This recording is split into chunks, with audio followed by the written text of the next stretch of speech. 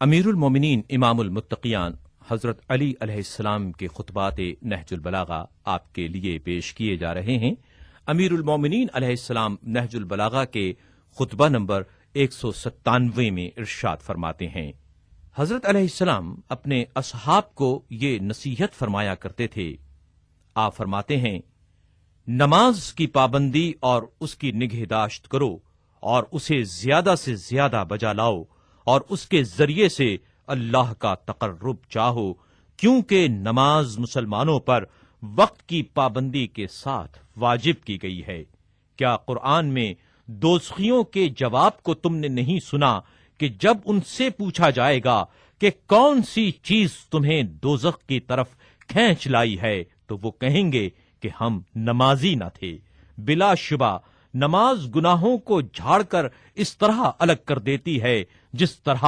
درخت سے پتے جھڑتے ہیں، اور انہیں اس طرح الگ کرتی ہے جس طرح چوپاؤں کی گردنوں سے پھندے کھول کر انہیں رہا کیا جاتا ہے۔ رسول اللہ صلی اللہ علیہ وآلہ وسلم نے نماز کو اس گرم چشمے سے تشبیہ دی ہے جو کسی شخص کے گھر کے دروازے پر ہو اور وہ اس میں دن رات 5 مرتبہ غسل کرے، تو کیا امید کی جا سکتی ہے کہ اس کے جسم پر کوئی میل رہ جائے گا؟ نماز کا حق تو وہی مردان با خدا پہچانتے ہیں کہ جنہیں متاع دنیا کی سج دھج اور مال و اولاد کا سرور دیدہ و دل اس سے غفلت میں نہیں ڈالتا۔ چنانچہ اللہ سبحانہ کا ارشاد ہے کہ کچھ لوگ ایسے ہیں کہ جنہیں خدا کے ذکر اور نماز پڑھنے اور زکوٰۃ دینے سے نہ تجارت غافل کرتی ہے نہ خرید و فروخت،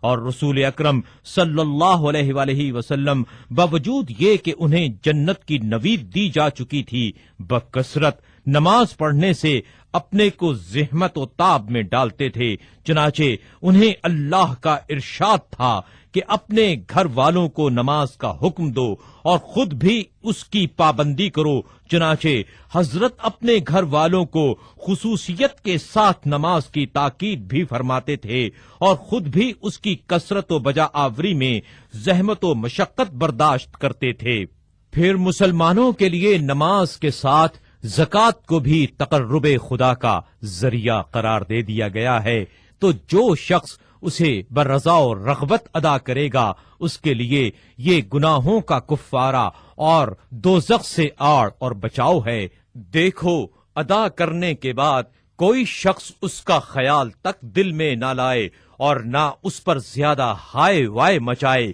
کیونکہ جو شخص دلی لگن کے بغیر زکوٰۃ دے کر اس سے بہتر چیز کے لیے چشم براہ رہتا ہے، وہ سنت سے بے خبر، اجر کے اعتبار سے نقصان اٹھانے والا، غلط کار اور دائمی پریشانی و ندامت میں گرفتار ہے۔ پھر امانت کا ادا کرنا ہے، جو اپنے کو امانت کا اہل نہ بنا سکے وہ ناکام و نامراد ہے۔ اس امانت کو مضبوط آسمانوں، پھیلی ہوئی زمینوں اور لمبے چوڑے گڑے ہوئے پہاڑوں پر پیش کیا گیا، بھلا ان سے تو بڑھ کر کوئی چیز لمبی چوڑی اونچی اور بڑی نہیں ہے۔ تو اگر کوئی چیز لمبائی چوڑائی یا قوت یا غلبے کے بلبوتے پر سرتابی کر سکتی ہوتی تو یہ سرتابی کر سکتے تھے، لیکن یہ تو اس کے عقاب و عتاب سے ڈر گئے اور اس چیز کو جان گئے جسے ان سے کمزور تر مخلوق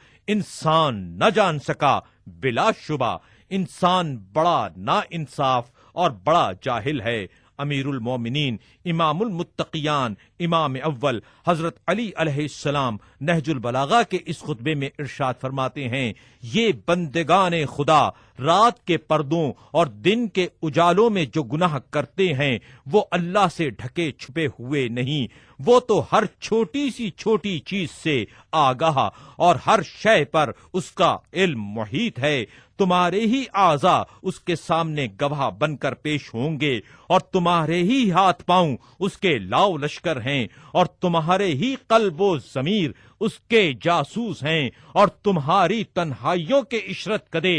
اس کی نظروں کے سامنے ہیں۔